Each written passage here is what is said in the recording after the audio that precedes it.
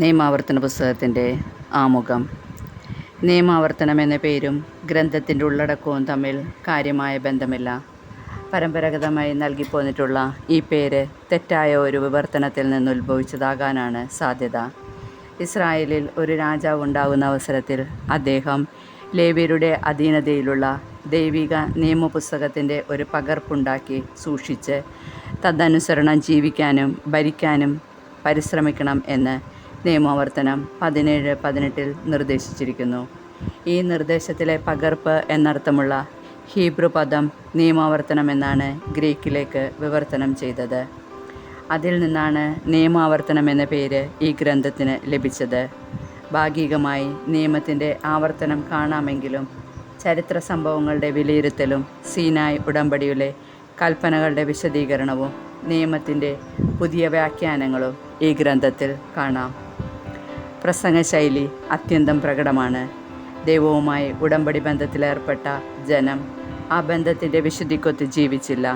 ഒരു ദൈവം, ഒരു ജനം, ഒരു ഭൂമി, ഒരു ആരാധന സ്ഥലം എന്നീ ആദർശങ്ങളാൽ ഒരുമയിലേക്ക് വിളിക്കപ്പെട്ട ജനം BC 931 2 വ്യത്യസ്ത ജനങ്ങളായിത്തീർന്നു.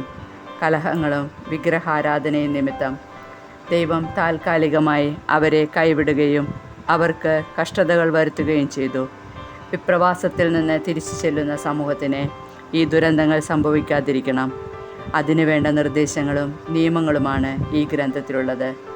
സംഖ്യാഗ്രന്ഥത്തിൽ കൊടുത്തിട്ടുള്ള മോശയുടെ അന്ത്യശാസനത്തിൻ്റെ വിശദമായൊരു പ്രബോധന രൂപം ഇവിടെ കാണാൻ കഴിയും.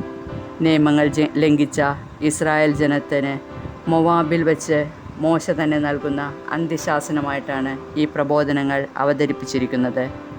സീനായ് മലയിൽ നിന്ന് പുറപ്പെട്ടതു മുതലുള്ള സംഭവങ്ങൾ മോശ വിവരിക്കുന്നു. വിഗ്രഹങ്ങൾ നിർമ്മിക്കുന്നതിനെ ശക്തമായി എതിർക്കുന്നു. നിയമങ്ങൾ അനുസരിക്കുന്നതിൻ്റെ ആവശ്യകത യുക്തിപൂർവം സമർത്ഥിക്കുന്നു. ദൈവം ദാനങ്ങൾ നൽകുന്നതിൽ ഉദാരനും വാഗ്ദാനങ്ങളിൽ വിശ്വസ്തനുമാണ്. അവിടുന്ന് തൻ്റെ ജനത്തെ സ്നേഹിക്കുന്നു. പ്രമാണങ്ങൾ പാലിച്ച് വിശ്വസ്തത കാണിക്കുകയാണ് ജനങ്ങളുടെ ഭാഗത്തു നിന്ന് ഉണ്ടാകേണ്ട പ്രതികരണം. നിയമത്തിൻ്റെ ബാഹ്യമായ അനുഷ്ഠാനത്തിലുപരി അതിൻ്റെ ഹൃദയപൂർവമായ നിർവഹണം വഴിയാണ് ഈ കടമ നിറവേറ്റേണ്ടത്. നിയമം ആന്തരികമാണ്, അതിൻ്റെ കാതൽ സ്നേഹവും.